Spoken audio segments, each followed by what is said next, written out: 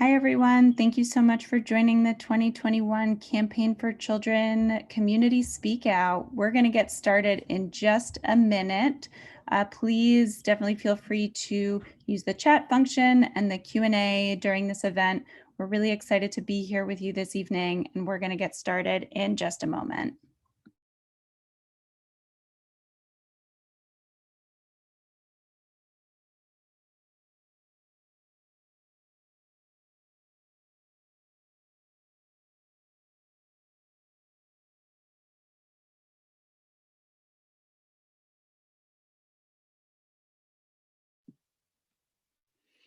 All right, everyone. Thank you so much for joining us tonight. I'm Christina, and I am a reporter with Chalkbeat New York. We're a nonprofit news organization that covers education across the country. And you are at the Campaign for Children's virtual Speak Out. In case you hadn't noticed, there is an election going on in New York City to pick our next mayor. And we're here tonight for a few reasons. Chalkbeat and the advocates at Campaign for Children want to make sure that the important issues affecting families are put on the map in this election, whether that's affordable childcare or access to summer programs. We're also here to flip the script a little bit on a typical mayoral forum. Instead of hearing from the candidates tonight, we want to hear from you. This is a speak out. So tell us, what are the strengths of the system? What needs to get better? We'll be sharing a recording of tonight's meeting with the candidates, and we also invited them to listen in. Hopefully they're in the audience. I'll also be interviewing many of the candidates, and we'll post videos of those interviews so that you can hear directly what they had to say. There's lots of good stuff in there. We had a bunch today about how quickly folks want to get to pay parity, who thinks that universal access to extended school day and school year care should be universal. So check us out on Chalkbeat's website. They'll be up soon. Chalkbeat will also have a survey that we'll invite you guys to fill out just to tell us more about what you want to see front and center during the race. So more about tonight. We'll hear about how the pandemic has affected youth services and what the next mayor needs to do to make sure that families and children are supported. And then we'll hear from Jennifer March about that. And then we'll have a panel discussion with people on the ground who are making the system work and who are benefiting from programs and services that are being offered right now. And they'll speak to what more families like them need. And this is a speak out. We want to hear from you. So please use the chat function for comments and ideas. It's being monitored. And you can also use the Q&A function of the chat to pose questions when you have them. And so now we turn it to Jennifer March, who's going to tell us a little bit about the platform going into the next mayoral election that advocates want to see get accomplished, and share a little bit about the impact that the pandemic has had on youth and families. So Jennifer, take it away. Thank you.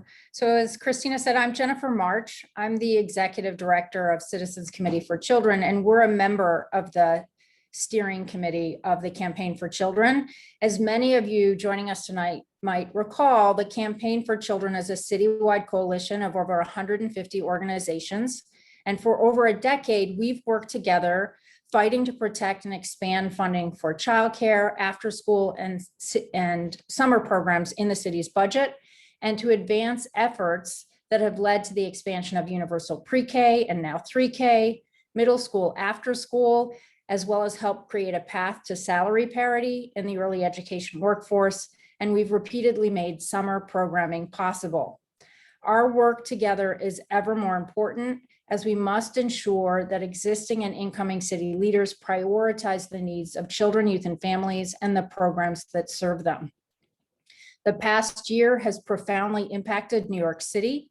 Children and families have experienced loss of loved ones, disruption in education, heightened housing, income, and food insecurity, social isolation, grief, and heightened behavioral health needs.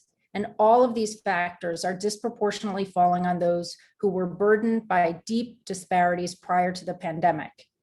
At the forefront of this crisis, early care and education and youth service providers have been meeting the needs of children and families, and tonight we are keeping these needs front and center and thinking about the future and the road to recovery. We know that more must be done to make childcare more affordable, especially for families with infants and children. The annual cost of center-based childcare alone for low-income families with children under 5 can consume up to 65% of their income. We know that summer youth programs like camps and SYP have been historically underfunded, and the challenges of the school year have only heightened the need for year-round youth supports. Furthermore, we know that the one-time nature of this summer's Summer Rising initiative underscores the need for a multi-year universal approach to youth programming that includes summer. The next mayoral administration, the incoming city council, and other city leaders face a unique opportunity to advance a transformative policy agenda that will ensure that children and families have access to the programs needed to support their recovery and, moreover, combat long-standing disparities and build a more equitable educational continuum. Last month, the Campaign for Children released a 2021 policy platform that outlines a series of actions that mayoral candidates and the next group of city leaders must prioritize to achieve this goal. The platform details the opportunity and urgency for meaningful investments in children and youth through universal access to full day, year-round early care and education, comprehensive salary parity in the sector, and expanded access to after-school and summer programming, including summer youth employment. The platform outlines ways to strengthen the community-based organizations themselves and also promote innovation. If the past year has shown us anything, it has shown us the ability and willingness of early care and youth service sector providers to step up in times of crisis. Early childhood centers pivoted to teach young children essential developmental skills remotely, to engage with parents to help kids learn at home, and many family childcare providers stayed open during the peak of a deadly pandemic to ensure that essential workers had someone to care for their children. Meanwhile, youth service programs connected families to food resources, health supports, quickly helped to bridge the digital divide for families and students left behind by the city's pivot to remote learning, as well as provided critical safe spaces to learn through rec centers and learning labs. Most of all, early care and education and youth service workers kept New York City's children and youth engaged, happy, and learning. During a time of so much loss and anxiety, they also helped to promote connectivity, resiliency, and healing. Fortunately, the early care and education and youth service sectors continue to be ready and willing to step up and respond to the needs of communities. These providers are the backbone of the Campaign for Children and have been staunch advocates rallying against budget cuts on the steps of City Hall and now on Zoom, and critically engaging youth and parents that are here with us tonight in conversations about policy, advocacy, and the future. So I just want to thank all of you for joining us this evening, and a big shout out to our partners at Chalkbeat and Christina Vega. And I look forward to listening to all of you and to the advocacy that we're going to do together moving forward. So thank you. Thank you for setting us up for the discussion now that we'll have with our panelists. You're going to want to hear what these guys have to say. They're dedicated and they know their stuff. So we have Betty Baez Mello, who is the Early Childhood Education Project Director at Advocates for Children. And that means that she makes sure that really little New Yorkers from ages birth to 5 who have disabilities are getting the education and support they need and deserve. We have Sandino Sanchez, who is Director of the Teen Workforce Development at Children's Aid.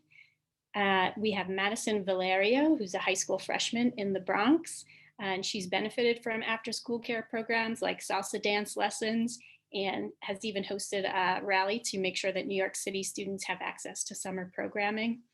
We'll also hear from Janine Wilson, who's the mom of 3 boys in the Bronx, one of whom has become a chef thanks to after-school programming offered through Good Shepherd Services, and her boys have all benefited from mentoring and role models that they've been able to meet through those services. And we have Michelle Page, who's the Associate Executive Director of Early Childhood Programs at University Settlement. And that means that she oversees all kinds of programs and services for young children, from home visiting programs to mental health supports to early Head Start. So we're going to kick it off. And gentle reminder to our panelists, about 3 minutes each, because we want to make sure we get to everyone, and also to the questions that I hope our chat is full of right now. So I want to start with Michelle. There's been a lot of focus on making sure that the early childhood workforce is paid fairly and equally to the K-12 workforce. And so there was a lot of movement on this recently. So I'd love to hear, where do things stand now and what is needed moving forward? And also I want to turn to children under the age of 3, if you can talk about what you hope the next mayor will do for those kids. Sure. Well, thank you for having me. It's a pleasure to be here, especially during Teacher Appreciation Week. I think it's just a very relevant conversation to have in this moment. While New York City has made some significant strides in getting early childhood workforce closer to pay parity, I think that we have some opportunity to think about the next year moving forward. We have several union contracts that need to be re-examined and looked at, especially starting in the fall, where the last set of pay parity increases will take effect. And at the end of the next program year, we have to start thinking about what salaries are very commensurate to the work that we've done in the workforce. You know, during the pandemic, there was lots of very appropriate and deserved praise of appreciation of teachers. And my concern is that that appreciation will diminish as we have the real conversations on how do you compensate people who, as Jennifer said, did not close, but really were sitting in the moment and pivoted their programs to stay open and service throughout the city. I think it's time for us to really start thinking about that. I think the candidates also need to think about not segregating the conversation of early childhood professionals. You know, teachers of UPK, teachers of toddlers, teachers of 3-year-olds. The conversation has started to come apart and treating these people in isolation. And it's really an opportunity for us to look at the workforce as a whole. And then the last thing, I know you asked a question about our younger children under 3. I think we need to pay special attention to the social, emotional, developmental milestones that may have been missed for children who are not engaged actively on a day-to-day basis with other children in either home-based programs or center-based programs. You know, we at University of Settlement are gearing up to be prepared to support those children in a totally and completely different way in anticipation of this deficit. So thank you again for having me. We've asked the mayoral candidates about these issues, so stay tuned again for our interviews coming soon. Sandino, I want to ask you, so the city right now is expecting an influx of federal stimulus dollars, and with that comes opportunity to make universal programs, youth services programs, and make them year-round, and to maybe finally end this budget dance that advocates talk about every year, where they have to go to City Hall and fight to get included in the budget. And so I'd love to hear from you. What have you seen in your experience? What kinds of immediate and long-term supports do you think young people need to help them recover from the year and a half that we've been through? Thank you for having me today. I think that would be fantastic. I think for many, many years, and I've been doing this for quite some time, and it is always, the budget process always is painful to me, because we all, I think, agree that young people should always be, you know, first, especially when it comes to resources and budgets. For starters, we are, I think, in the best city in the world. I think we agree that every teenager interested and eligible for work should have an opportunity for work. We know that work alone isn't enough. We know that our teens need the support and training to be successful, not only for social and emotional, but also their skills development, and the work readiness that is included in what they do.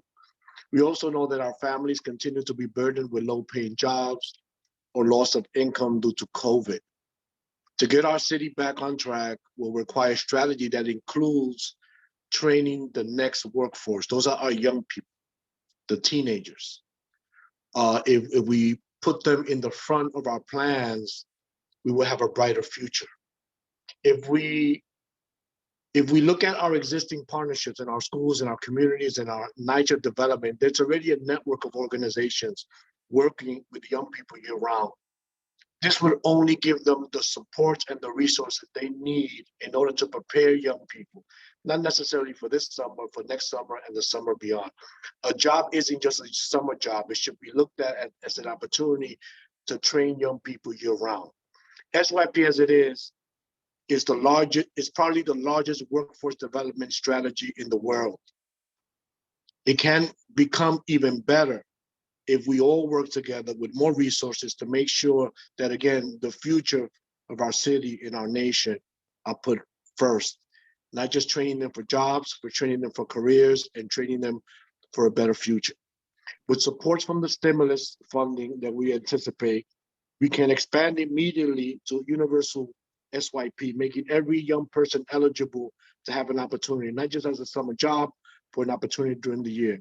This will come with resources that they need to learn, to grow, and to earn some money. If every business, every nonprofit, every association, both public and private, if they all took in some of these interns and created a program that supported, we could do this from one day to the next. With the right incentives, I think that even large franchises and corporations can not only incorporate this, but merge this with whatever internships they have already in place to make this just a broader, greater program for all. Right now, we have about 150,000 young people that would love to work this summer, but they won't because there's only 75,000 opportunities for them. And I use the term young person loosely. We know that there are between the ages of 14 and 24. Some of them, if we expand it even more, there's probably even more people that can participate and can benefit from this. CBOs working with the teens can immediately start identifying and creating supports that the teens will need to be successful. This could be done overnight. It will be hard, but if we all work together, it can be done over time. Ultimately, we have a unique opportunity in New York City to train and develop the next workforce and pave the way to true COVID recovery using an intentional year-round and workforce development efforts. We know that our families are struggling. They've suffered income loss, they've suffered underemployment and low wages. We have to look at this strategy in the road to recovery, including our young people, because together, our young people with their families will be a brighter future for New York City. Thank you. Put the young people to work. Okay, so now we're going to turn to Madison. I'm so excited to have you on the panel. I would love to hear from you just what the pandemic has been like for you and what kinds of supports have been available or not available that you think would be useful and that you would like to see the next mayor really focus on. Good evening to everyone. Thank you for having me. I wanted to talk. So like Christina said, overall the pandemic has been a downhill for everyone. We got caught off guard. We weren't prepared. Basically just got thrown at us. So it was very tough, especially from my 8th grade year. I am a freshman, a 9th grader. So before when the pandemic hit, I was an 8th grader. And overall, mentally, physically, emotionally drained and confused. And I went from going outside and seeing my friends every day and learning in person with my teachers and communicating to just staying in one spot at home and seeing teachers through a screen. So it was a drastic change. And like I said, we were not prepared for it. I would also like to say the transition wasn't any easier. And I went from a building that I was in since the 2nd grade, because there's an elementary school and middle school, it's Crescent Academy. I went from a building to where I was comfortable with everyone, knew all the staff, cool with everyone, to a building where I knew no one. And the thing is, everybody knows that your 9th grade year is more like a welcoming to your first 4 years of high school. But it was even less of a support because of the pandemic.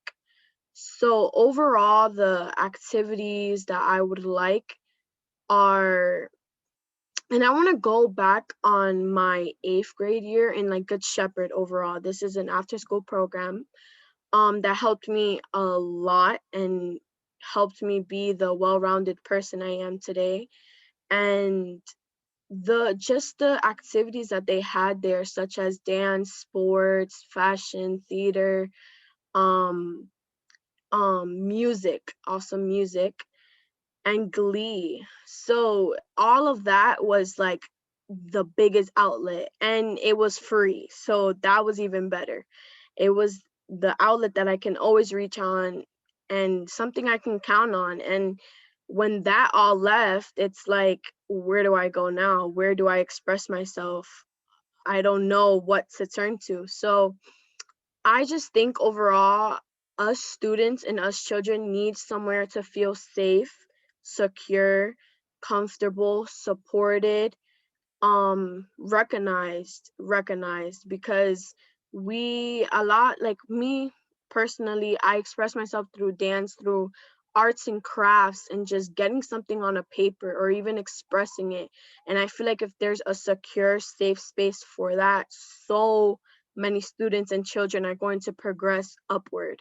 So overall, just a program and program that has to do with like going outside and activities outside, because I feel like during this pandemic it was in our homes, and overall I just feel like we need just fresh air and to breathe outside and see nature and get comfortable again. So overall, as a student, I am asking for the next mayor to have activities that are good for our mental health, physical health, emotional health, just our health overall, and we need to prioritize it. Thank you for having me. So it sounds like you're craving social connections, outlets to express yourself, and to please let us get out of this lockdown and get outside and see the sky. That all makes perfect sense. I'm going to pause here in the panel discussion and turn it to all of you guys in the audience. I think we have a pop-up poll question for you guys. So get ready to vote. So here's our question. What do you want the next mayor of New York City to do to support childcare for families in New York City? So please cast your vote. Be counted. Let us know what you think. And while you guys are voting, I think I want to turn really quickly to either Michelle or Betty. We had a question. I want to make sure that everyone is on the same page. We had a question from the audience. Can you elaborate on what parity means and what the work that the next mayor will have to do to prioritize that to make it a reality? So sorry, sometimes we talk about these things like everyone knows what we're talking about, but what is pay parity and what could the mayor actually do about that?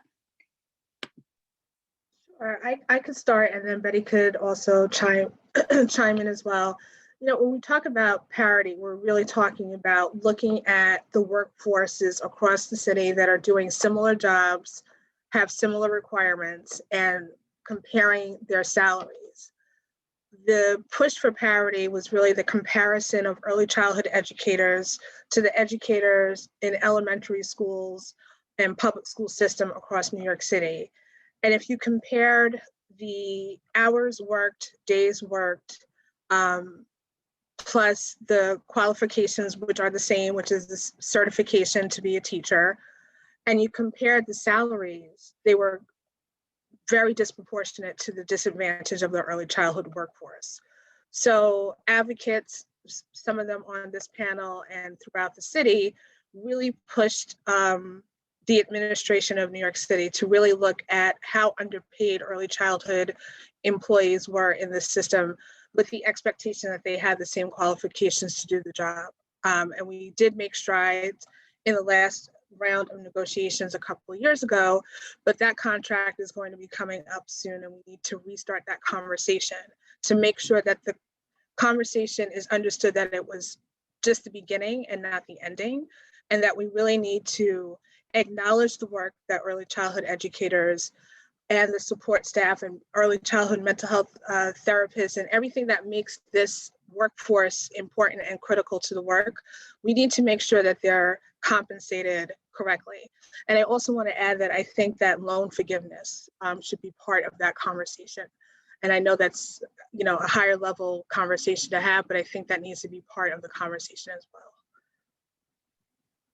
It's always striking to me as a reporter to learn about teachers at the same site, you know, essentially providing the same services, sometimes in the same classroom, earning vastly different salaries just because of the funding structure and the kind of patchwork way that we fund early childhood services.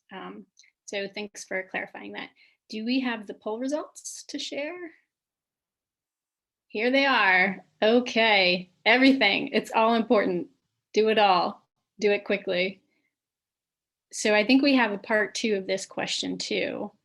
So if there was something on that list that that you didn't see that you think the next mayor needs to do to support childcare for families, please put it in the chat. And while you guys are sharing your responses, I want to turn back to our panelists. And I want to hear from Janine, who's a mom of 3. I'd love to hear how, as a parent, how some of the youth programs like after school have been helpful for you and for your sons. What is the impact on your family? Hi, everyone. Well, I have 3 sons, and all of my children participated in an after school and summer school, free of course, which was, I think, one of the best things for a parent, a single parent, low income as well. However, the after school program is more than just a program for me. It's a program where my children can gain social skills, constructive activities, and academic skills. It's a combination of many things, as well as not only being a mom of 3, but a parent leader for my children, for other children, wanting to see the mayor stand up that's coming in office to make these changes. Because statistics have shown that when a child, especially middle schoolers and high schoolers, when they don't have activities, constructive activities to keep them involved, then they can make bad choices. And those bad choices most likely is the street. So to avoid these things and to make these changes, I want to see that the program that my children has benefited from continue to stand, and not only stand, but to develop, to grow, to become bigger, to not have to worry if are we going to have the program next year. I want to know that the program is available at all times. I have a high schooler now, and I have to go back with Mr. Sandino because he highlighted something that touched me because I'm affected by this. I have a high schooler. He applied for summer youth and program, and he believes he got the job. And I'm in the background just like, Lord, please let him be one of those children that's selected, because if he's not, then I have to go other places, as well as I have to now, remind him that because he's not picked, that doesn't mean that he's less than. It's just a lottery. It should not just be a lottery. It should be an opportunity. It shouldn't just stop at pre-K or elementary, middle school. No, I want to see the programs for my children, for our community to be permanent, for us to depend on, because we depend on these programs. We depend on these people who run these programs, that they show our children and give them the skills so that they can become productive citizens in the future.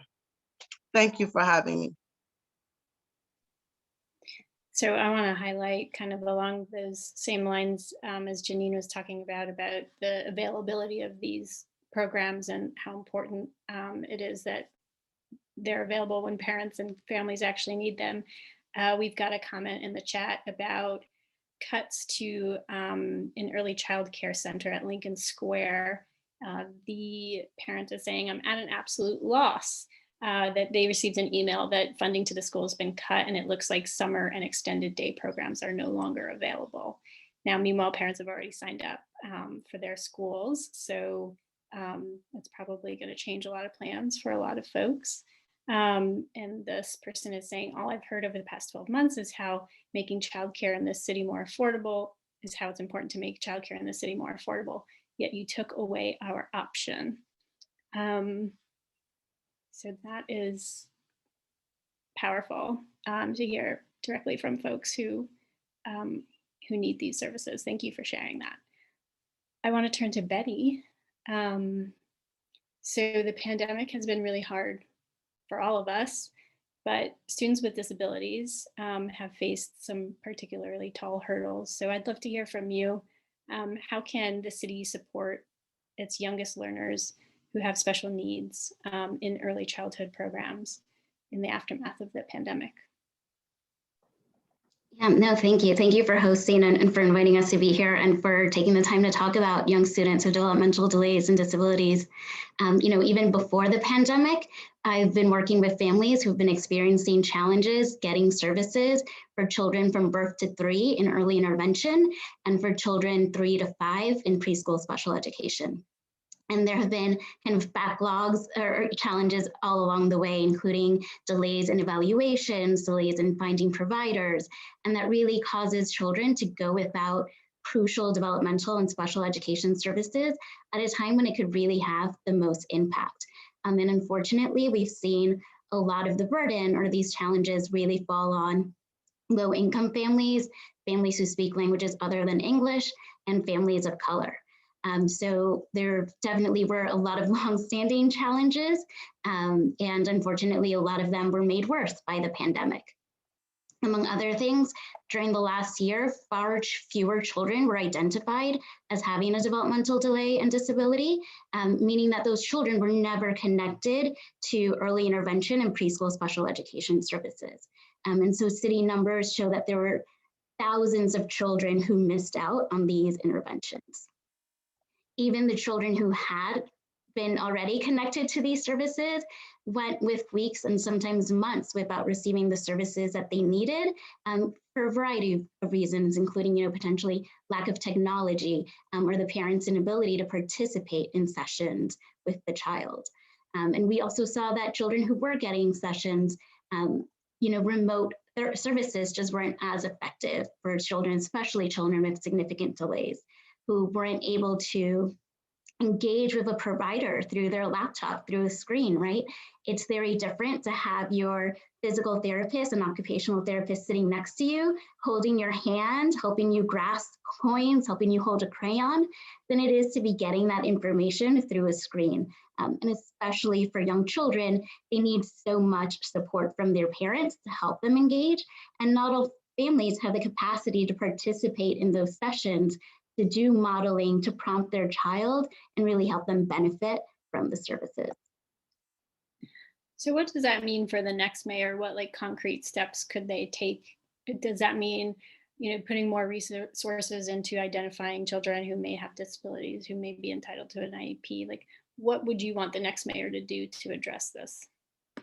Yep, there are lots of things for the new mayor to do. We can share laundry lists. But some of them, yes, as you mentioned, part of it is ensuring that this current administration has made huge investments in 3K and pre-K for all. But unfortunately, it hasn't been able to ensure that young children with developmental delays and disabilities have equal access to these early and high quality childhood education programs. So we want the next administration to really focus on ensuring that children with disabilities are included in these programs, right? So that they're designed with young children with disabilities in mind, and it's really creating an inclusive early childhood education program. So any new program, including extended childcare, should take these children's needs into consideration. And as you mentioned, it's very important to ensure that evaluations and services are provided in a timely manner. There are legal requirements for when these services should be provided. And unfortunately, we've seen that the city has violated these timelines again and again. And as the city is talking about expanding early childhood education to provide a seat for every 3 and 4-year-old in a preschool by September 2023, that plan needs to take children with disabilities into account so that they're providing enough services and support to 3K and pre-K programs so that they can support children with developmental delays and disabilities.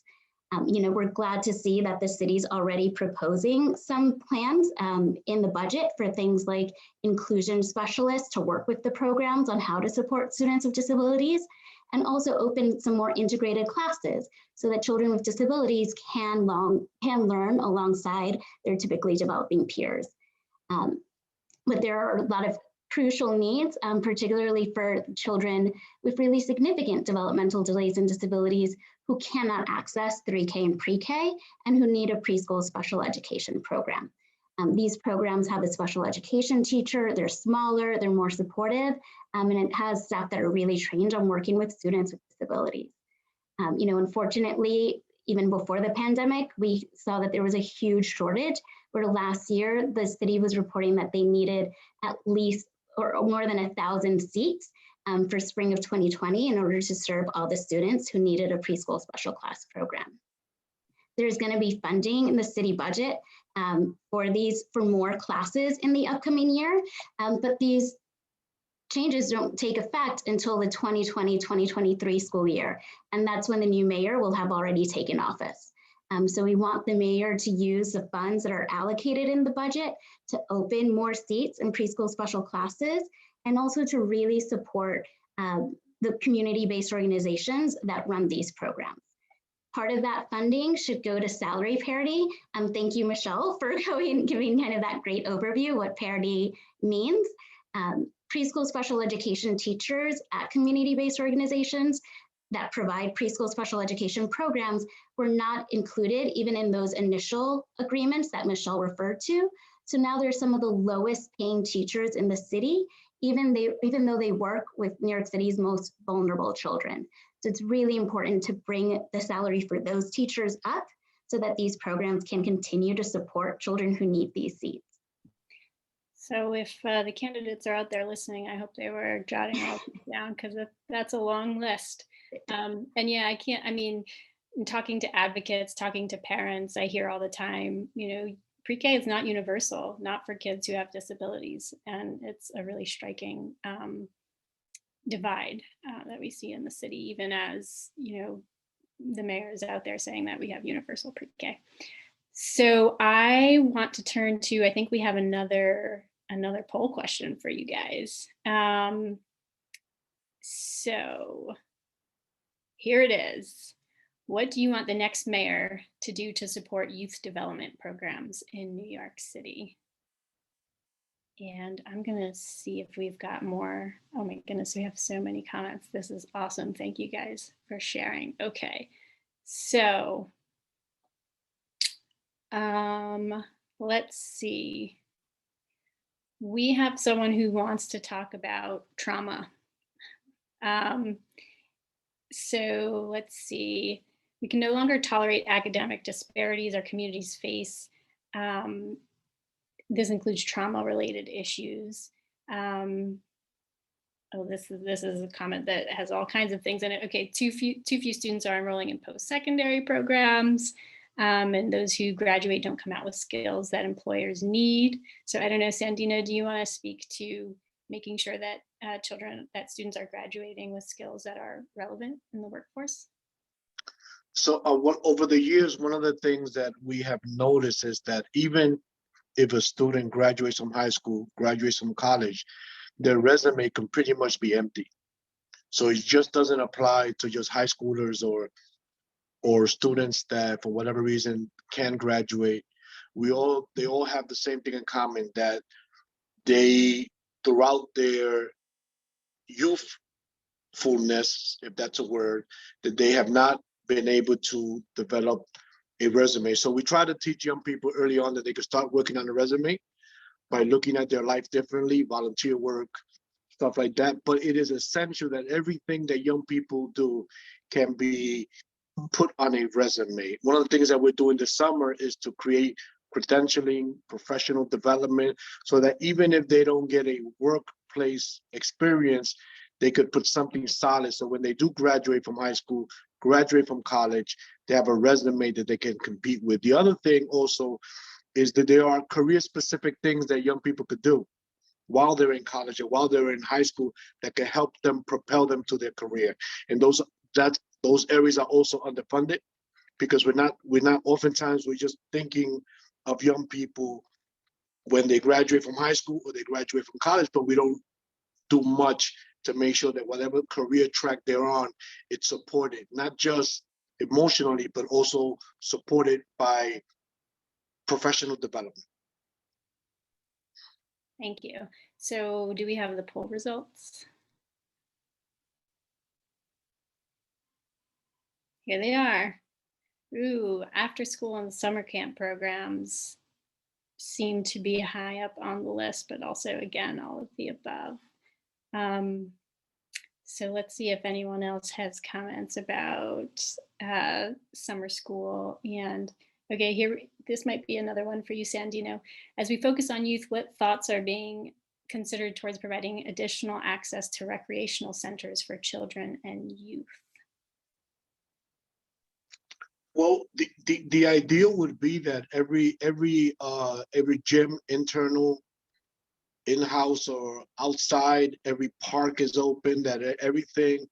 We know that young people, if you look at adults that are successful, you know that at some point they played a sport, they had caring adults with them, they had folks around them that didn't give up on them and then kind of help them propel them into their future. And the same thing is about physical activity and fitness. That's very important, so that every able center, whether it's a church, whether it's a school, whether it's a community center, should be able to be open for young people when they need it, which is when they're not in school and during their vacation time, and particularly in the summer. I want to add that if there were actions that were not listed in the choices in the poll, please put them in the chat. Answer what you want the next mayor to do to support youth services in New York City.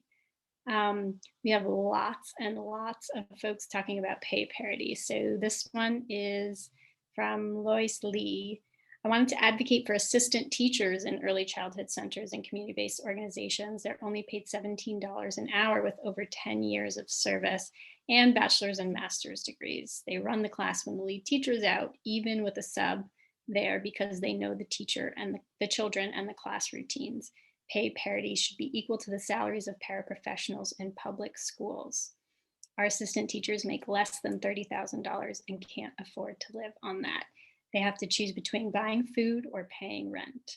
One assistant teacher was eating just the school meals so she could pay rent. So Betty, Michelle, do you guys want to talk about, again, like who should we be thinking about when we're talking about pushing for pay parity and for just a decent living for the people, many of them women of color, who are working in our early childhood centers? Sure, I think it's the entire workforce. I think people automatically start speaking of and refer to the teachers' parity, but it's the entire workforce. It's the assistant teachers, it's the teachers' aides, it's the custodians and the cooks and the family service staff and the instructional coaches, and the list goes on and on. It's the whole infrastructure of the workforce. You can't lift salaries for one job title and not consider the others. It's a cohesive workforce. It's a cohesive system that needs to be addressed. One of the things that definitely is missing from the workforce for early childhood educators and the entire staff that is happening in other, workforces, including elementary school teachers and other, professionals, I know paraprofessionals was brought up as well, is that there's no real salary steps. There's some kind of incremental salary increase for staff and other workforce settings, but that does not happen for the early childhood folks. So we have to wait for something to be negotiated, whereas other workforces have these incremental steps built into their contracts. That's definitely something that keeps broadening that gap of pay inequity. So that's something that needs to be really looked at. We need to look at our family childcare providers. They're independent small businesses, and they need to be compensated so that they can continue to run these beautifully nurturing, safe programs for our youngest children in the city. And until you have the conversation of the workforce as a whole and stop segregating. Segregating for me is the word that just keeps coming to top of mind when we're talking about these new initiatives. Talk about what's going to happen for 3K. You're going to talk about what's happening for 4K. It's a separate conversation for toddlers. But in fact, early childhood is birth through second grade, actually. And we have to have a comprehensive conversation about the entire system and stop pulling it apart to try to address just individual things. And the last thing that I think is critical is actually looking at not just comparing workforce and saying, well, this group is making this and another group is making another amount, but really truly looking at the work and remembering that early childhood does set the foundation for future learning. Teachers have to be certified. Assistant teachers also have to have a certain level of education, and that needs to be compensated in a respectful and professional way that I think that we've missed the mark on a little. So the next administration has an opportunity to really look at that in a meaningful way and remember 2020, when the city, the state, the world shut down, the educators were still going. They were still making phone calls. They were still connecting people to resources. They were still working to advocate for technology in places that didn't have infrastructure. They kept going. So don't forget that conversation when you're talking about making things whole. It's really hard to talk about expansion when the existing system is being pulled apart. So we need to really regroup and restart the conversation in a different way. I want to turn to Janine. You mentioned that you were just praying that your son gets a spot with SYEP, the Summer Youth Employment Program, which provides paid internships to students. If he doesn't, what are your plans? What other options do you have? So we applied for some volunteering opportunities and stuff that he would be able to do regardless. But honestly, this is making me miss Good Shepherd services and stuff like that, because at least once I know they're having a program, I can put him in. But honestly, I don't know what to say to do, what plans I have for him. The borders is closed, so I can't even let him take a trip. Nothing. There's nothing that I really have planned. That's why it's like, it didn't really hit me until I just listened. I know when we signed up, it said lottery. And I know what a lottery means, but it didn't hit me just until just now, like, hold up. This is a real issue that I can be dealing with. And I don't have a backup plan, like a solid backup plan, because my son has plans. He has plans with his money already. And I'm sure other children, other 14-year-olds, first timers who did that application, they have plans as well. So I don't know. Yeah, that's tough to think about. I'll join you in your prayers. So Madison, I want to turn to you. So the experts of the experiences of being in a school, of being in after school, of being in summer school, the students are the experts. So I want to hear from you. What's the best way that we can get input from young people? How can we make sure that we're listening to feedback and acting on that feedback while all of these plans are being made for summer school, after school, all of those programs? Definitely, yeah, because our voices need to be heard. We're the ones that are attending the summer camp, summer schools, and after schools. Mainly, I would say like even calls like this, because we all know we cannot get in a room together, but even calls like this make a difference because you're speaking and you are sharing your opinion on something. And overall, like I've had experience with rallies, but like in person, and even protesting. So that was really fun. That honestly, I mean, well, it's not fun because you have to protest for something, but just being active and like just like the arts and crafts of like writing on posters, like we need this, we need this, and speaking, having a chance to speak, because I feel like as students we feel like we're looked less upon just because we are children, but we're the main focus.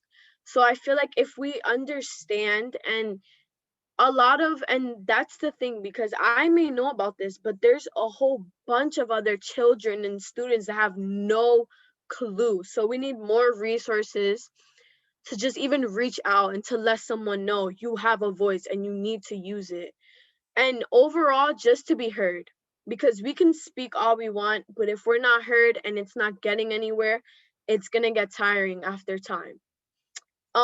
Overall, just feeling like we matter, our voices matter, and we can make a difference. We have the potential to make a difference. So overall, just letting us know that we have a voice. And like I said, even if we can't get in person right now, there's always a way. There's always a way, and we can figure out a way and make a way to spread our message. Can you think of a time or a person who made you feel like you matter and like you could come to these things and speak up? Who was it or what was it that really motivated you? Overall, I'm going to say Good Shepherd Services, the after school. I have gotten so many opportunities from there. I can't, and I was just talking to a teacher from my school today, and I was like, I have gotten so many opportunities from Good Shepherd, and I would hear like I can have friends from other schools, and they're like, you have that in your after school? What? I don't have, like, it's a whole big thing. And I'm like, I thought that was normal. But Good Shepherd, definitely. I've gotten a chance to host a salsa congress twice in a row, co-host a rally. I did in the summer a virtual class for salsa with students, and we had a whole green screen and everything. And I want to shout out to Mr. Gary and all of them. And I forgot actually the building name, but I went there during the summer and they were open arms. That best feeling ever, to know that, like you said, we can depend on something that is permanent and stable. And to know, like, they were even telling me, you want to start your own dance club, you want to start a feminist club, you want to start a theater club, come here because we'll make it work. And just knowing that you have a voice and what it can come to fruition. If you want something to happen, it can happen. So overall, just having a voice, and like I said, arts and crafts, expressing yourself, you feel like you matter if you're expressing yourself through, we had musicals in summer school, a musical, there's theater, singing, dance, you name it, arts and crafts, everything. And you feel like it's teamwork, it is teamwork, and you feel like you matter. So overall, just programs that we know that we can depend on and can make things happen and make us feel open and make us feel comfortable overall. Yeah. Thank you for sharing all that. We are getting very close to the end here. So I want to squeeze in very quickly, maybe one or two more. We've got a comment from Mark, again about salary parity, lots about salary parity, who says salary parity is critical, but we must include special education preschools and state approved school age special education schools as the New York City Education Department has rejected these students from traditional 3K, 4K, and school-aged students without salary parity for all of these schools, the city will continue to discriminate against disabled students. And we also have a comment about, which I think is important in the pay parity discussion, question from Lynn, who says, I noticed that Janine was applauding when Michelle mentioned loan forgiveness. Can Janine or any of the panelists share their thoughts on why loan forgiveness is important?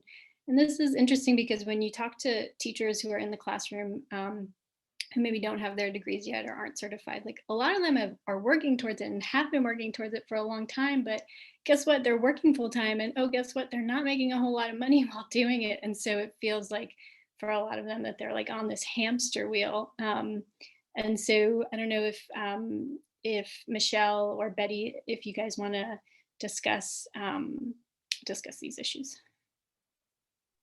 I think you hit the nail on the head.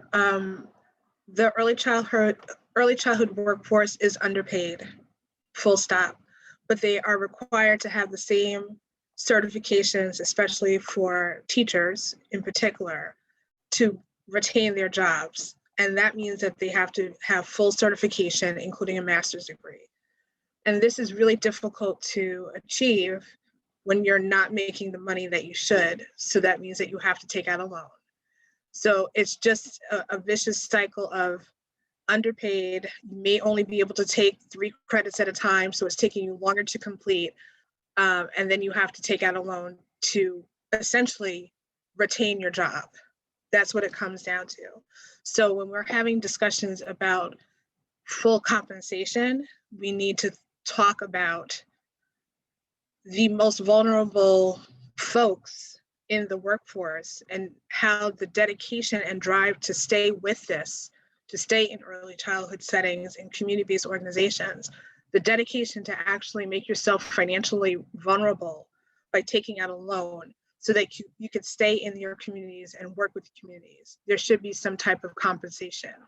And I think loan forgiveness is something that doesn't get spoken about enough, especially for the workforce.